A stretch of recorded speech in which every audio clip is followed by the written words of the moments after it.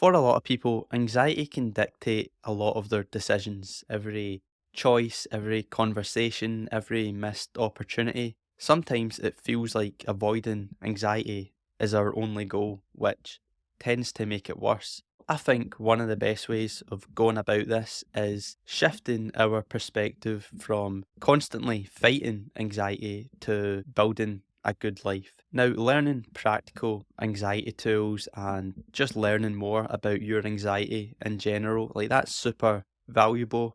And if you've picked up a few of those tools or insights, definitely like use them.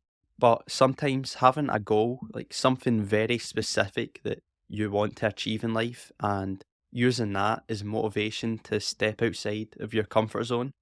Having the goal of lowering your anxiety or being less awkward or improving your social skills, like they're great goals to have, but they're not super motivational. Having the goal of being less awkward, it's still focusing on a negative rather than something you want. So instead, we need to focus on the big, shiny, aspirational stuff. Instead of trying to fix our anxious minds all of the time, we need to give more attention to just building a good life. What are the aspirational things we want to do, not just the things we want to stop doing? And that way, we start choosing the things we care about over all the things connected to anxiety. So, fear of failure, avoidance, all that kind of disappears when we're going after something that's genuinely important to us.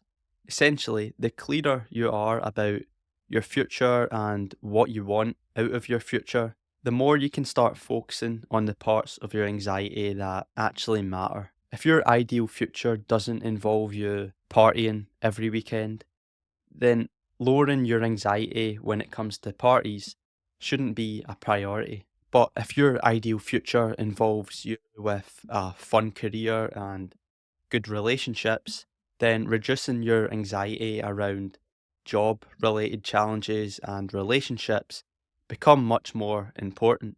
That's why thinking and writing about your ideal future is so useful. Like when you can get very specific about what you want and how you want your life to go, it can make a big difference. And there's one exercise you can do to get clearer on that, and it's called My Ideal Future. Basically, it's a set of questions followed by 15 minutes of continuous writing.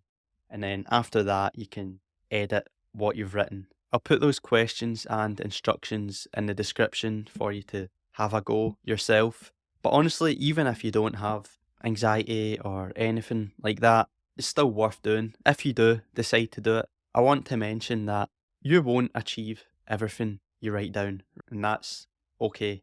The goal isn't to give yourself a list of things that you must do. It's just about setting a direction and giving yourself something meaningful to work towards. If you've been struggling with social anxiety, just anxiety in general, instead of putting all of your attention on getting rid of it and lowering, maybe consider putting more of your attention towards building a good life. And I know that's a very difficult thing to do, but just try and visualize it and start working on small things that help you get towards it.